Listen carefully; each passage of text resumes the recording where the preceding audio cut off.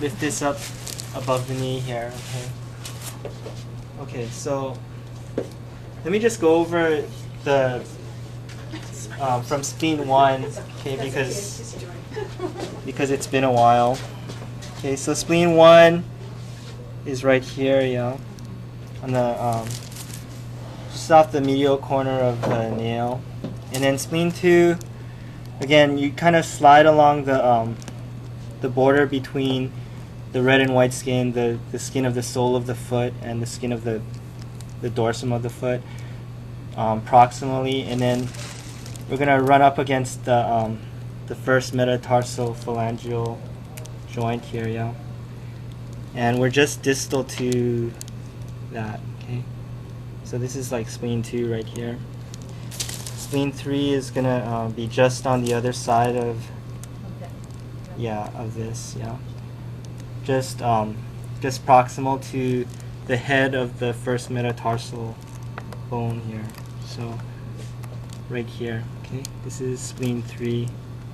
Okay, and then again, spleen 4, we want to really feel the edge of the first metatarsal bone, and just kind of slide up until my finger stops.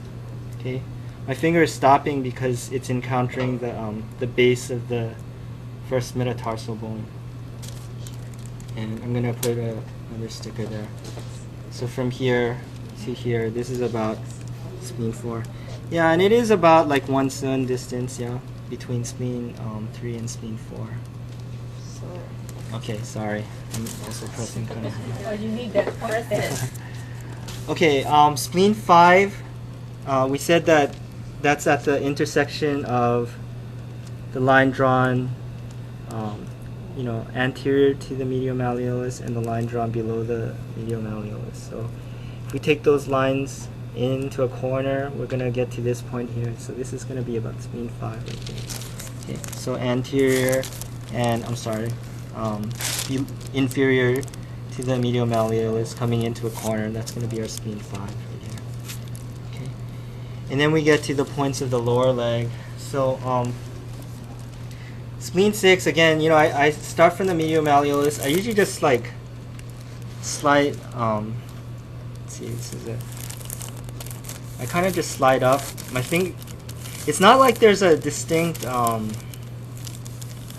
landmark, but usually my finger stops about 3 cun, and I try to locate this point just posterior to the tibia here. Okay, so if I kind of check to confirm, this is about 3 cun, yeah, from the medial malleolus to spleen 6. Okay, and then that's spleen 6. So spleen 7 should be another 3 cun up, okay, from here, okay, on the posterior border of the tibia. So you just want to locate it really close to the rear edge of the tibia here. Okay, so spleen 6, spleen 7, and then I'm going to locate spleen 9 first. Okay, so I feel for the edge of the tibia and I just kind of slide up. Eventually my finger is going to stop because the tibia starts to flare out, okay, as it gets closer to the knee. And that's going to, where my finger stops is going to be where spleen 9 is. So just going up right here, okay. This is where spleen 9 is. And it does feel, not only does it feel like you're running up against the edge of the bone here, but it also feels like your finger does sink in because it does fall into a kind of a depression here. Okay, right at this point. I'm sorry if I'm pressing hard. Okay, so this is spleen 9.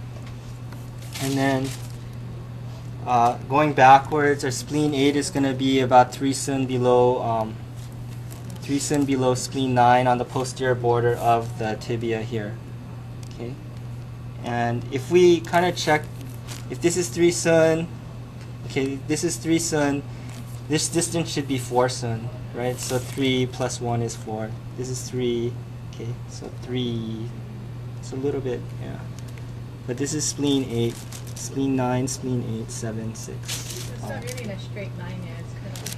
Yeah, the reason is because these points all lie just on the posterior border of the tibia.